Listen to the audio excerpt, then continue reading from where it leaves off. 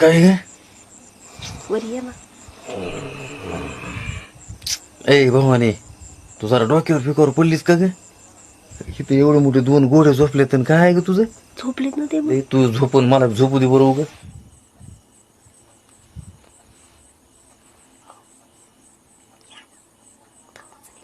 तुला माणसं आली असले जोर येतो का ग? तुझी आता झोप बरं तू.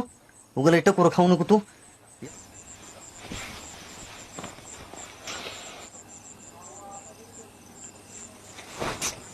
तुम्ही तर आता जवळच या, मग दाखवते. अगं जरा समजून घे ग, ही नसती का 2 घोडे तुला दाखवला असता माझा हा बडा.